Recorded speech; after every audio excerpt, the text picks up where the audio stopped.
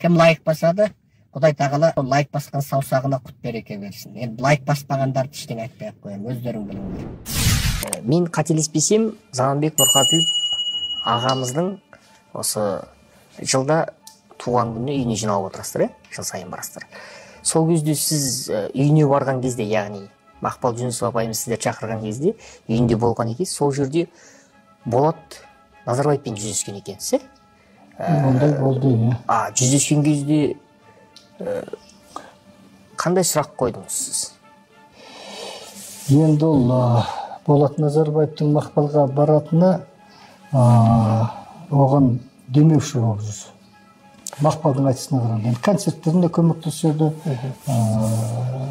жаңағы жалдау ақысын төлеп бере ма, керекті көлік көншігін алып бере ма, енді сол жағынан байланыстары бар. Демек, жүздескеніңіз рас сіздер, не? Жүздескеніміз рас. Сол бұрын жылда сол Зәкеңді еске алып Кеңсайда болғаннан кейін кейбір жылдарда сол Мақпал дастархан жаяды, Құран бағыштайды. Сондай сәттің біреуі ғой қазір айтып тұрғанымыз. Болат Назарбаев келіпті, жаңда бір соңғысы ма, соңғысының алдындағы ма үйленген көп тоқалдардың біреуі отырды. Біріне бірі анекдот айтып отыр. Енді ол анекдот айтатын жер емес қой. Мен тіпті соның бет жүзінде көргім келмеді, кетіп те қалғым келді. Оның бір дастархан басында отыру мен үшін жиіркенішті болатын. Соң қоймады, қасымда жігіттер бар, Мақпал да дастарханнан үлкен емессің, аттап кетпейсің. Бірақ отырғаннан кейін сол жерде мен Болатқа айттым: Болат, қазақта сөз бар. Өз аяғыңмен келдің ба, Құдай айлап бердің ба деген. Сен қалай келсең де әйтеуір келіп отырсың осы біздің ортамызға. Саған айтатын сөз бар, сен мұқият дұрыстап тыңда, ұғып ал, сөнген ана ағаңа, Нұрсұлтан ағаңа жеткізіп айтып бар. Зәрі ұшып кетті. Түрі кете бастады. Жанында отырған тоқалда, Мақпалда әбігерленіп, басқалар да бұл кісіне айтқалы тұрды. Соңғы мен Зәкеңнің мемлекетке, Алматыға, қазаққа сіңірген қайраткерлік еңбегі туралы қысқа айттым. Мінеки, осындай халық қадірлеген асыл азаматты өзін өзі 3 рет атып өлді деп, өзіне жала жапты. Қалай соны айтқызып отыр? Оны айтқызып отырған сенің ағаң ғой. Атқызып отырғанда сенің ағаң шығар. Біз солай ойлаймыз. Сен ағаң айтып бар. Мына өтірігін доғарсын. Ол кісі тірі болса өз намысын өзі қорғар дейді. Өте намыс қой адам. Батыр адам гана намыс қой болады. Ал ол кісінің өзі жоқ, сондықтан ол кісінің намысын біз қорғаймыз. Артында қалған ел жұрты, қалған қазақ.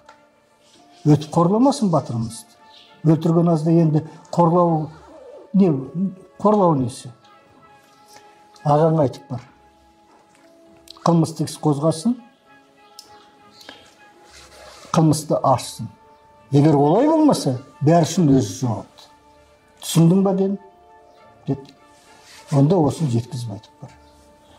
Енді мұндай мәселені мен тек Болат Назарбаев деген айтқан жоқпын. Жаңағы егер қолыма түссе, Назарбаев бір кездесіп қалса, журналистермен кездесіп, басқадай деген сияқты бір ортада. Онда мен оған бәрі бос сұрақтарды қойыр едім. Бұл сұрақты мен Бауыржан Мұхамеджановқа да қойғам. Бауыржан Мұхамеджанов ішкі істер министрі болды ғой. Ол жаңағы Зәкең өзін өзі 3 рет атып өтті деп бір мультификацияны көрсетіп, жұртқа өтірік айтқан адам сол.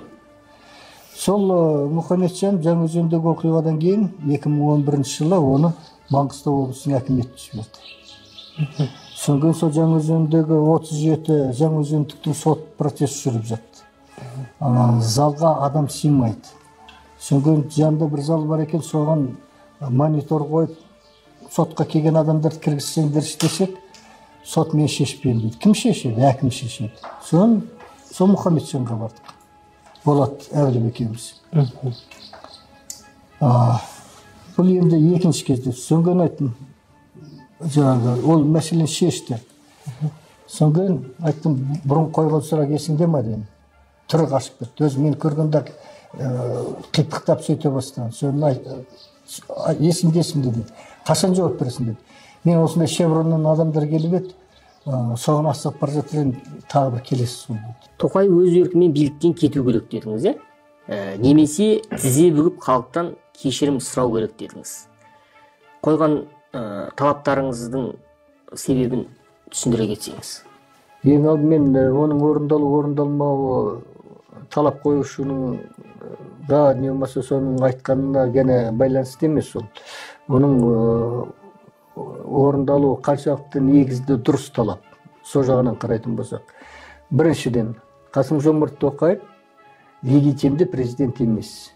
Өйткені ол сайланған сайлау азаматтардың конституциялық құқығын шектейтін Назарбаевтың тұсында жасалған заңдарменен, соңғы Назарбаевтың сайлауларын өткізгенде де өте лас өткізетін, азаматтардың дауысын ұрлайтын, бұрмалайтын көрсеткішті өздерінің пайдасына қарай қолдан жасап отыратын сайлау комиссиясымен өтті. Әрбірден кейін Тоқаевтың өзінің президенттікке үміткер болып тіркелгендігінің өзі дұрыс емес. Біріншіден, қойған талап бойынша кемінде 5 жыл Қазақстан аумағында тұру керек деген, олай болған жоқ, ол шетелде тұрды. Осының өзі заңсыздық. Екіншіден, Тоқаевтың қазақ тіліне соншалықты жетік екендігі тағы да күмәнді. Ол әрине жантық жағымпаз комиссия мүшелері тілі жөніндегі қазақ тілінен жаңағы сынақтан өткізгендер. Олар өте жақсы баға қойды. Ал қазіргі сөйлеген сөздерінен қарасақ, оқитын нәрсесінің өзін жатық таза қазақша айта алмай қалатын жағдайлары бар. Ал енді ол екеуін жарайды, ұсақ түйек деп қарайық, кешіріммен. Сайлау таза өткен жоқ қой. Егер сол жолғы сайлау таза өтетін болса, Қосан президент болып сайланар еді.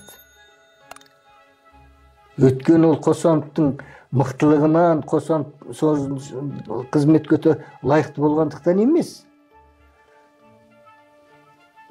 Назарбаевтың қойған адамы, соның саясатын жүргізетін адамды қаламағандықтан халық қарсы дауыс берер еді.